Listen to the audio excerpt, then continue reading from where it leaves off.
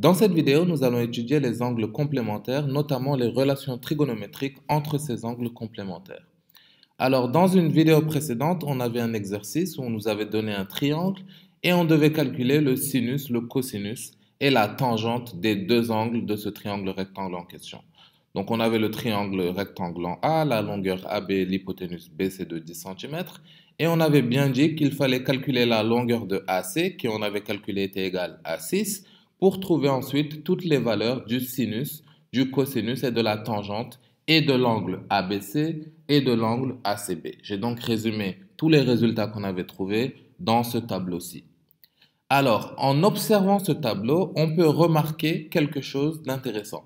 On peut remarquer ici que le sinus d'un de nos angles ABC est égal au cosinus de l'autre.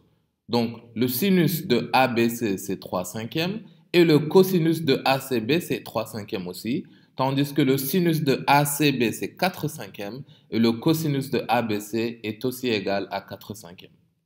On peut aussi remarquer que les tangentes ici sont inverses. D'un côté, on a 3/4 et de l'autre côté, on a 4/3. Ce n'est pas une coïncidence. ABC et ACB s'appellent des angles complémentaires. Donc, des angles complémentaires sont tels que la somme de leurs angles est de 90 degrés. Donc, on avait appris dans nos classes précédentes que deux angles sont complémentaires si la somme de leurs angles est égale à 90 degrés. Dans un triangle rectangle, naturellement, les deux angles en question, qui ne sont pas l'angle droit, leur somme sera de 90 degrés. Comme ça, la somme de tous les angles du triangle fera en effet 180 degrés.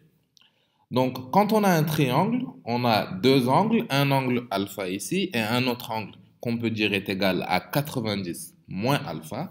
Et donc, si on a un tableau avec le sinus et le cosinus et enfin la tangente de ces deux angles, si le sinus de alpha est égal à A et que le cosinus de alpha est égal à B, donc la tangente de alpha sera A sur B.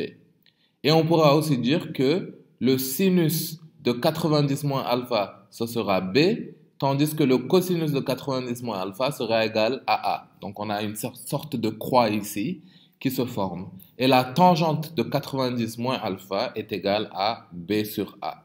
Donc il existe cette relation entre deux angles complémentaires. Le sinus d'un angle alpha ici est égal au cosinus de l'angle 90 moins alpha. Et le cosinus de l'angle alpha est naturellement égal au sinus de 90 moins alpha. Et enfin, la tangente d'un angle alpha est égale à l'inverse de la tangente de son angle complémentaire, tan 90 moins alpha ici. Donc, dans la vidéo prochaine, on va utiliser tout ce qu'on connaît de ces angles complémentaires pour pouvoir faire des applications des propriétés des triangles rectangles et faire des exercices assez surprenants et assez compliqués.